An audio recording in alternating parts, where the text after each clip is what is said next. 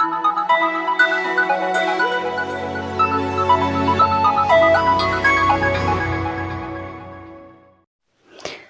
seconds.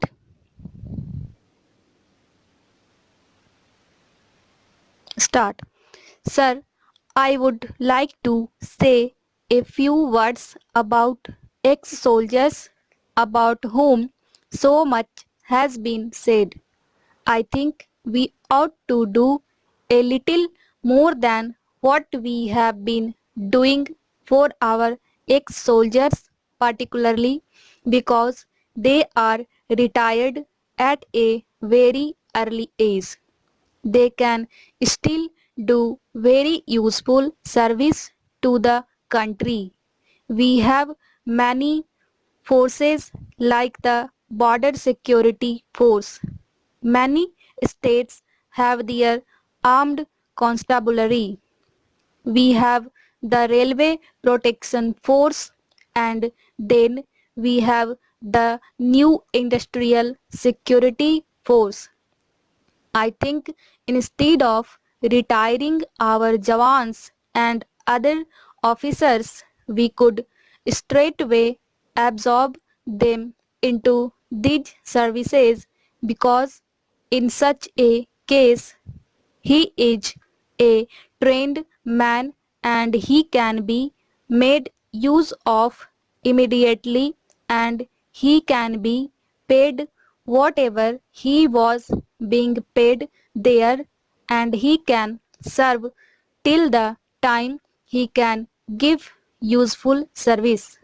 I think we could do that instead of just throwing them on the street without making any provision. Of course, it is necessary that he should be retired from the armed forces, because in the armed forces they have a way of working. They want to maintain a particular age group, and they want to maintain a particular level of readiness. They cannot keep men after they have passed beyond a limit of physical efficiency and other efficiency. That I can understand. We do not want that the armed forces should be saddled with people whom they do not want, but after they are retired, these people could be useful in the various services that I have mentioned, like the police and other forces. Probably they are much better stuff than what we are getting at present. There should be some such system by which at least the bulk of them, after retirement from the armed forces, could be absorbed right away in these services, and they can be allowed to work till they reach their age of retirement in the normal course. In this way, we would have done something to them for the great sacrifices they have made for the country.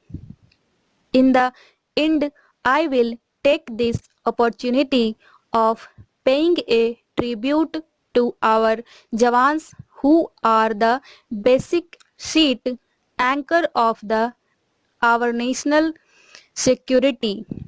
They are making tremendous sacrifices, and they are serving us in very difficult positions where we would not even like to go. They are doing a tremendous service to the country, and whatever emoluments we might give them would not be enough to match their sacrifices. So we must pay due respect to them, and we must have their welfare in our mind all the time, and whenever occasion arises, we must try to do something for them. Whatever little we might be giving them, they are there for the love of the country, because they are brought up in certain army traditions, because they are prepared to work and even sacrifice their lives for the country. They are our greatest assets.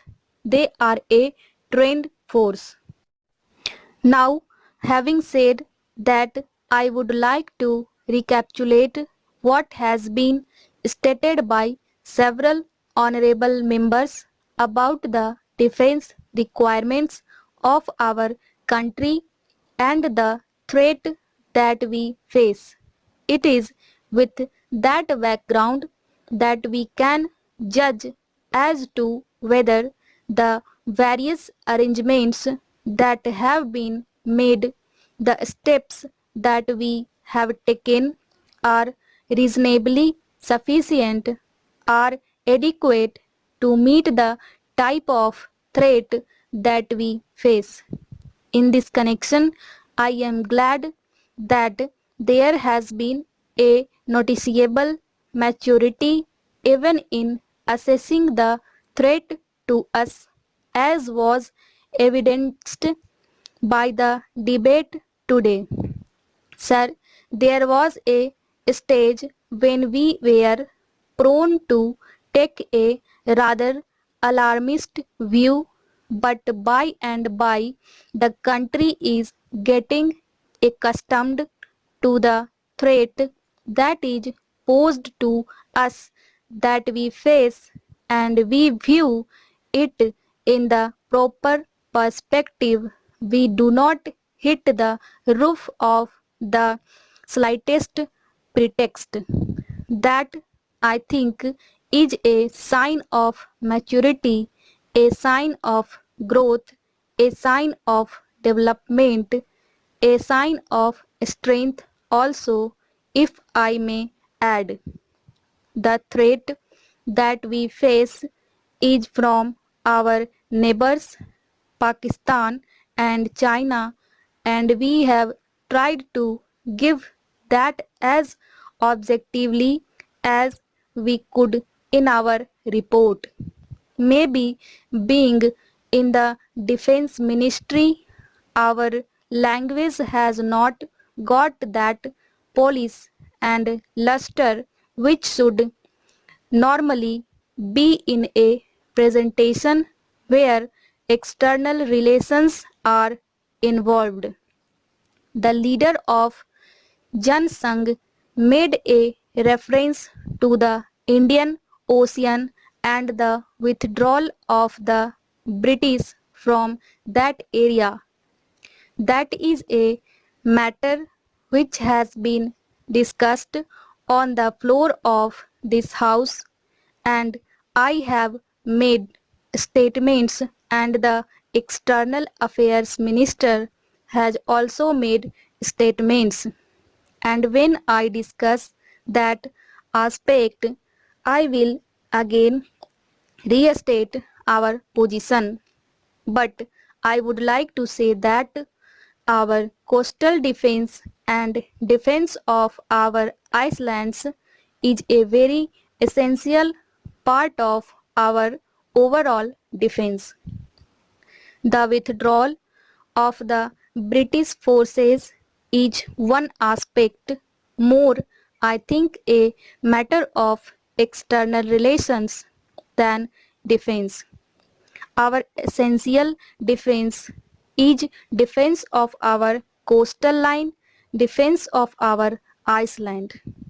In this connection, I would like to say that we have to approach this subject with a certain measure of confidence.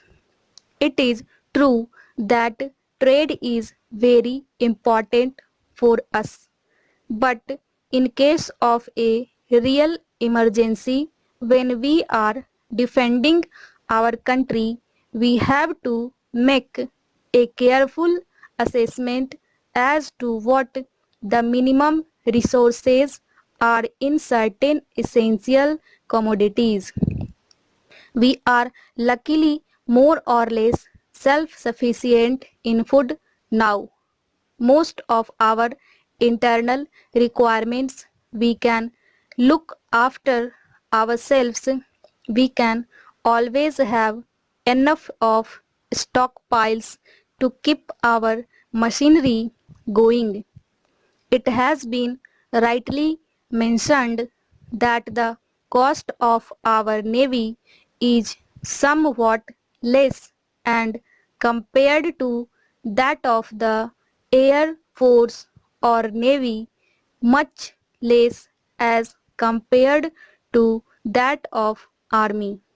It is correct, and to understand the reasons for it, we have to look at our map and the geopolitical situation.